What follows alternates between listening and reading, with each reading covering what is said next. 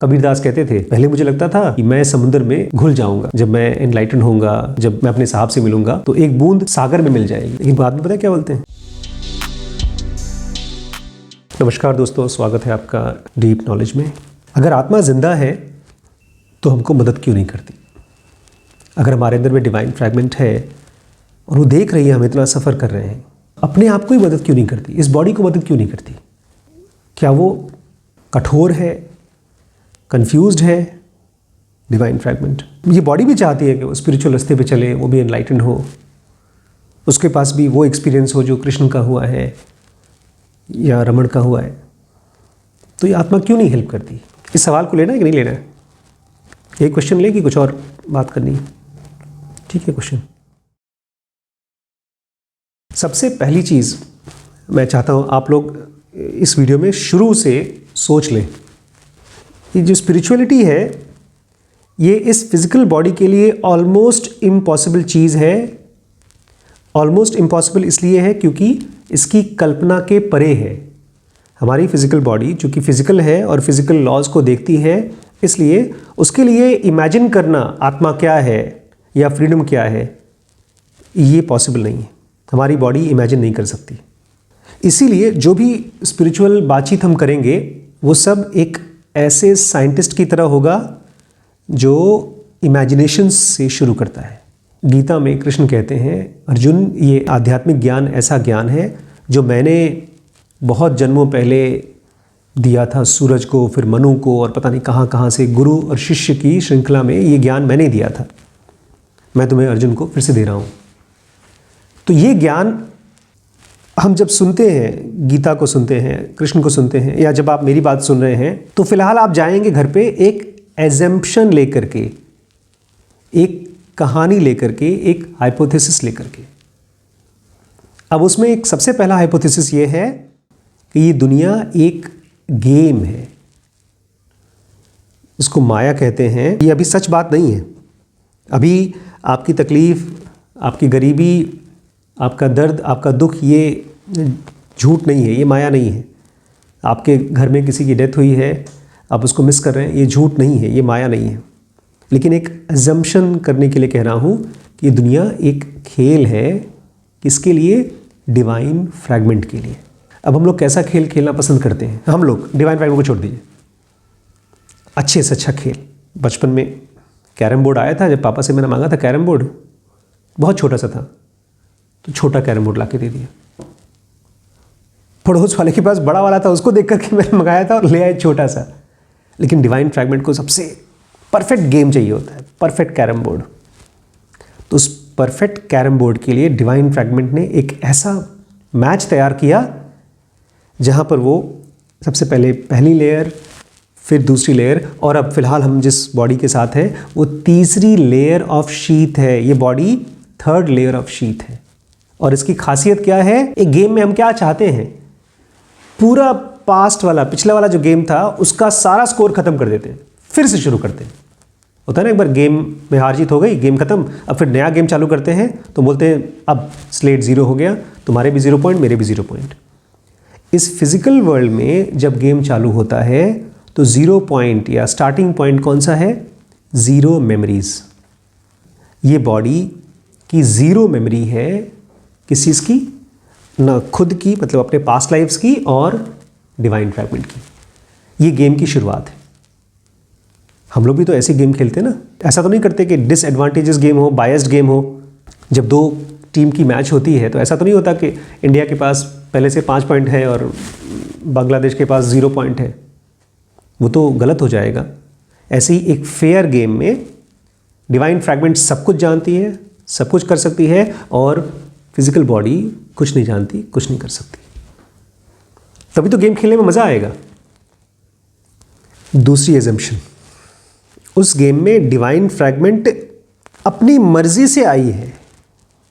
अगर ये चीज़ आप नहीं समझ पाएंगे, इस एजम्पशन को नहीं ले पाएंगे, तो पूरी ज़िंदगी आपकी केवल कंप्लेन में बीत जाएगी। आप कहेंगे जब तक कोई आकर के मेरे को तारेगा नहीं, जब तक कोई मेरा उद्धार नहीं करेगा, मैं कैसे फ्री हो पाऊंगी? आपकी ही डिवाइन फ्रैगमेंट की अपनी मर्जी से वो फिजिकल वर्ल्ड में, मॉलिक्यूलर वर्ल्ड में, इलेक्ट्रॉनिक वर्ल्ड में आई है। और अब जो आपको इच्छा हो रही है फ्रीडम की, या जो आपको ज़रूरत महसूस हो रही है अपनी मुश्किल में से बाहर निकलने की, वो भी आपकी ही डिवाइन फ्रैगमेंट की मर्ज़ी है। आपने शायद कहावत सुनी हो कि जब तक ईश्वर नहीं चाहता तब तक नहीं होता। पापा मम्मी लोग बोलते हैं अक्सर, अरे जब तक देवी के धाम से बुलावा नहीं आएगा तब तक कोई जाता नहीं है। वो बुलावा हर रोज़ आ रहा है, लेकिन उसकी आवाज़ या उसके जो शब्द हैं वो हम पहचान नहीं पा रहे हैं। उसके शब्द होते हैं दुख या तकलीफ़। इसीलिए बुद्ध कहा करते थे, suffering is the first noble truth. खुशी के जो आपने पल बिताए हैं अपने वाइफ के साथ, अपने हस्बैंड के साथ, वो ट्रूथ नहीं है। ट्रूथ ये है कि वो सब खत्म हो जाएगा। तो डिवाइन फ्रैगमेंट हमको याद कर रही है, हमको हेल्प करना चाहती है। इसका क्या प्रूफ है कि हम दुखी होते हैं बार बार। यही मैसेज है, दुख एक मैसेज है that you are being called back. अगर ये समझ जाएं तो आप कभी ये नहीं पुकारेंगे ईश्वर को कि मेरे दुख वापस ले लो। आप थैंक यू बोलेंगे अंदर से। अब मान लीजिए ये सब बातें आप नहीं मानते, आप बोलते सर ये स्पिरिचुअलिटी की बकवास आप रखिए, हमको कुछ नहीं पता, बस हमको अपनी प्रॉब्लम की सोल्यूशन चाहिए। तो उस कंडीशन में पता है क्या होता है? ऐसा है जैसे कि मैं आपसे कहता हूं, अच्छा बीमारी ठीक करनी है तो एक माइक्रोस्कोप को यूज़ करो, एक डॉक्टर के पास जाओ, ब्लड टेस्ट कराओ और उससे तुम्हारी बीमारी ठीक हो सकती है। आप कहते नहीं मुझे माइक्रोस्कोप की ज़रूरत नहीं है, मुझे ऐसे ठीक करो। इस लाइफ को, इस फिजिकल वर्ल्ड की दुख वाली लाइफ को अगर कोई ठीक कर सकता है तो वो कौन कर सकता है? ये बॉडी नहीं, ये डेड बॉडी है, ये नहीं कर सकती। ये स्टूपिड और कंफ्यूज्ड बॉडी है, ये नहीं कर सकती। कौन कर सकता है? केवल डिवाइन फ्रैगमेंट।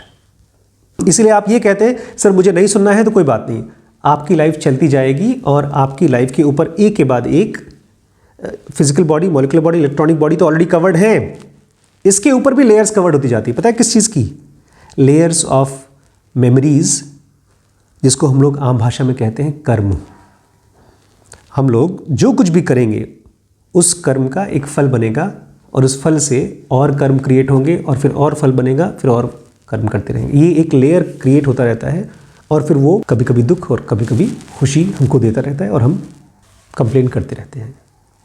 जब तक ये बॉडी नहीं कहती कि ठीक है ये एक माया का खेल है और मुझे खेलना है, बताओ कैसे खेल है। आपको ये खुद ही पूछना पड़ेगा, ठीक है अगर ये दुनिया एक गेम है तो उसके रूल्स क्या है बताओ, मुझे खेलना है। इसलिए अर्जुन को कृष्ण कहते हैं भागो मत, ये फाइट के रूल्स समझो और लड़ो। ये खाली एक कुरुक्षेत्र की कहानी नहीं है, ये गीता सोचिए एक अपने दोस्त को उन्होंने गाइड किया, हेल्प किया, लेकिन उसके बाद आज 5000 साल तक क्यों जिंदा है? क्योंकि गीता ने बहुत से लोगों को हेल्प किया है, गाइड किया है। हर किसी को, जब कृष्ण ये कहते हैं कि मैं आत्मन हूं, कृष्ण लड़ने को तैयार नहीं थे। महाभारत में कृष्ण, मुझे बड़ा अजीब लगता था यार, महाभारत में कृष्ण क्यों नहीं लड़ रहे हैं? क्यों नहीं लड़ रहे हैं? आपको क्या लगता है? क्योंकि ये लड़ाई किसकी है? अर्जुन तुम्हारी है। अर्जुन मतलब ये फिजिकल बॉडी अर्जुन है, इसको हेल्प कर देंगे कृष्ण, गाइड कर देंगे, लेकिन लड़ाई है फिजिकल बॉडी की। तो इस गेम को, इस माया जाल को आपको आंख खोल करके और इस गेम को खेलना है, इसके रूल्स पूछने हैं। और रूल ये है कि सबसे पहले आपको अजम्पशंस करने होंगे, ये मान करके कि कृष्ण फ्री है, बुद्ध फ्री हुए हैं और मैं भी फ्री हो सकता हूँ। और अगर नहीं करेंगे तो क्या होगा? एक लेयर के ऊपर दूसरी लेयर किस चीज़ की इकट्ठी होगी? मेमोरीज की और थॉट्स की, और उसी में से निकलने वाले कर्मों की। कृष्णमूर्ति एक चीज़ कहा करते थे अक्सर कि हम लोग सिचुएशंस को रिस्पॉन्ड नहीं करते, हम लोग क्या करते हैं? रिएक्ट करते हैं। जब कोई फेलियर आया, कोई सक्सेस हुआ, कोई दुख आया, तो हम क्या करते हैं? रिएक्ट करते हैं।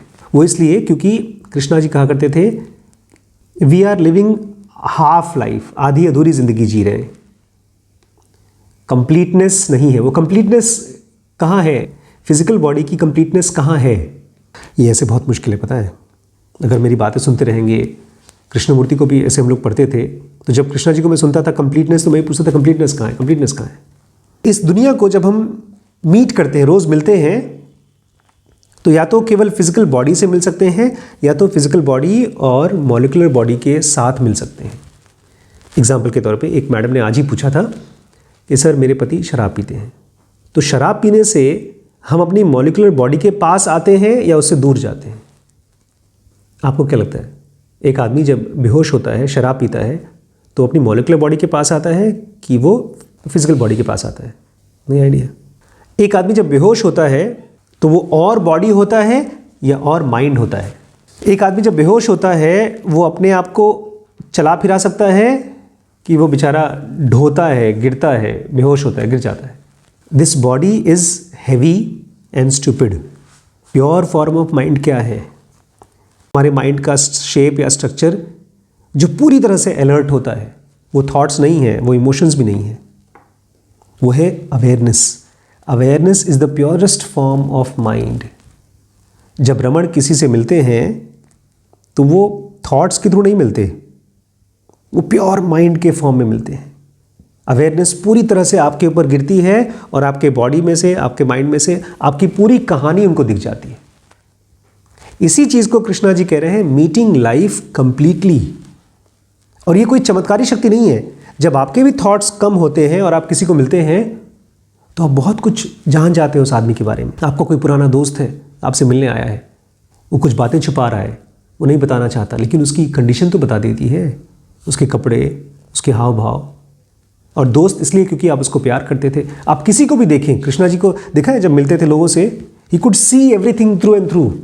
केवल अगर आपको ये खाली लगता है मेरी प्रॉब्लम सॉल्व करो, मैं बॉडी हूँ, ये आधा अधूरा स्टेट है आपका। ये ऐसे ऐसे आप कह रहे हैं कि मैं इस पूरे पंजे से नहीं, खाली एक उंगली से लड़ाई करना चाहता हूँ या एक उंगली से काम करना चाहता हूँ, और आपके पास 5 उंगलियाँ हैं। आपकी मजबूरी है। अगर आप शायद एक उंगली वाले जानवर होते तो एक उंगली से काम कर लेते, लेकिन आप हैं 5 उंगली वाले जानवर। आप हैं physical body, molecular body, electronic body और आत्मन। इसलिए आप आधा अधूरा महसूस कर रहे हैं। ये जो दुख आ रहा है रोज़ बार बार, वो आपको याद दिला रहा है कि भैया तुम आधे अधूरे महसूस कर रहे हो, क्योंकि तुम कंप्लीट होना तुम्हारा काम है। Am I making some sense?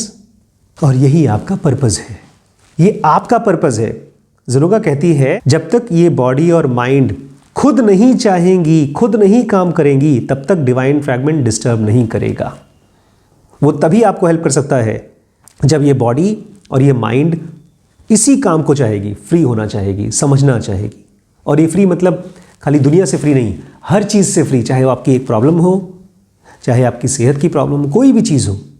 जब तक ये कहते ना हिम्मत मर्दा मर्दे खुदा, इसका क्या मतलब है? ये बॉडी को ही बनना पड़ेगा गॉड। आप अलग से किसी गॉड की कल्पना नहीं कर सकते कि वो आए और मेरी चमत्कारी रूप से हेल्प कर दे। कोई अगर स्पोर्ट्समैन बनता है, कोई सिंगर बनता है, तो उसको भी कई साल के रियाज के बाद उसकी बॉडी ही बनती है वो सिंगर। वो अलग से कोई सिंगर उसके अंदर नहीं आ जाता। अगर आप कभी रमण महर्षि बनते हैं, आप एनलाइटेंड होते हैं, तो आप ये नहीं कह पाएंगे कि मैं कोई और चीज़ हूँ। उस समय आपकी बॉडी ही कंप्लीट हो जाती है। इसलिए तो कबीरदास कहते थे, पहले मुझे लगता था कि मैं समुद्र में घुल जाऊँगा, जब मैं एनलाइटेंड होऊंगा, जब मैं अपने साहब से मिलूँगा तो एक बूंद सागर में मिल जाएगी। लेकिन बाद में पता है क्या बोलते हैं? अरे ये तो देखो पूरा का पूरा सागर बूंद में आ गया। ये बॉडी ही एनलाइटेंड होना है। इसलिए बॉडी रो पीट करके, गा करके प्रॉब्लम को सॉल्व नहीं कर सकती। भीख मांग के प्रॉब्लम सॉल्व नहीं होगी। You have to fight, play, work, whatever, but you have to do it. इसी थॉट को जो डिस्ट्रैक्ट हो रहा है, इसी थॉट को जो रो रहा है, उसी थॉट को साधना होगा, एक और एक तरफ, टुवर्ड्स फ्रीडम, टुवर्ड्स स्पिरिचुअलिटी।